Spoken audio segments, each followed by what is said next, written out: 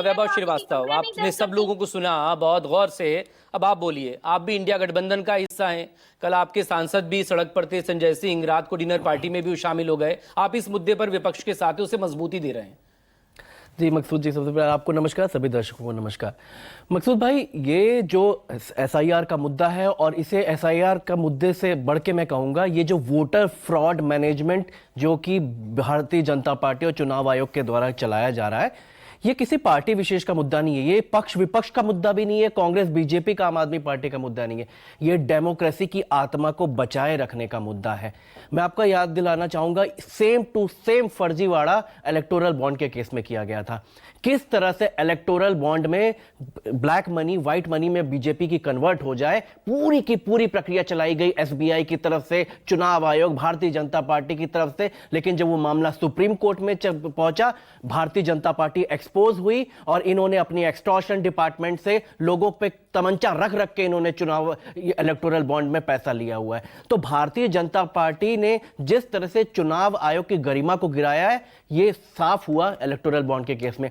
एक और narrative Bharatiya Janata party और उनके नेता उछल उछल के कर रहे हैं कि कोई लिखित कंप्लेन नहीं दे रहा है, कोई लिखित कंप्लेन नहीं दे रहा है। मैं आपको दिल्ली चुनाव के समक्ष में याद दिलाना चाहूंगा, विशाल भारद्वाज एक शख्स थे जिन्होंने 11,000 वोटर डिलीशन की एप्लीकेशन दी थी केवल एक कॉन्स्टिट्यूएंसी में, शाहदरा कॉन्स्टिट्यूएंसी में। इसी तरह से हम बात करें तो नई दिल्ली कॉन्स्टिट्यूएंसी में लगभग 50,000 वोटर मैनिपुलेशन, डिलीशन और एडिशन की हमने कंप्लेन दी थी, जिसमें प्रवेश वर्मा, जो उस समय सांसद भी नहीं थे, जो अभी उप मुख्यमंत्री बने या ये मंत्री कैबिनेट मिनिस्टर बने हुए हैं, इनके घर से 41 वोट नए ऐड हुए थे, जबकि इनको वो बंगला इनके पास ऑथराइज भी नहीं था। और तब भी हमने ये रिटर्न कंप्लेंट चुनाव आयोग को दी। चुनाव आयोग तब क्या कर रहा था?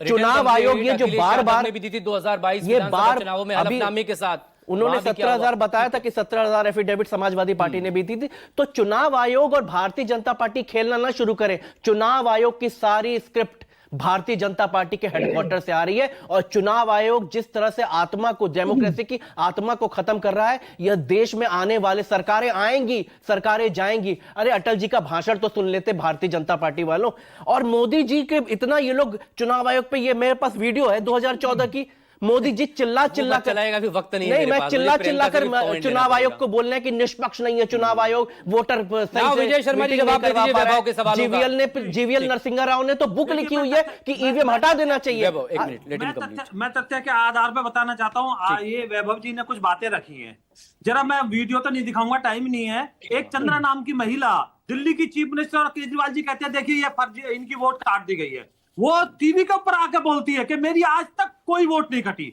ये इनका चाल चरित्र चहना है। दूसरा, कर्नाटक में एक मंत्री, इनकी पोल खोल देते हैं कांग्रेस की, उनको ये मंत्री पद से हटा देते हैं, इस्तीफा हो गया। तो ये प्रियंका गुप्ता फाइनल कमेंट, क्योंकि अब सवाल कांग्रेस पर भी आ गए हैं, खत्म करेंगे फिर वाइंड अप करेंगे। मकसूद जी, सबसे पहले तो ये झूठ बोलना बंद करे कि वहां कोई कंप्लेन नहीं दर्ज हो रही। वहां लगातार लोग कंप्लेन कर रहे हैं। ये बात और है कि चुनाव आयोग उस पर संज्ञान नहीं ले रहा।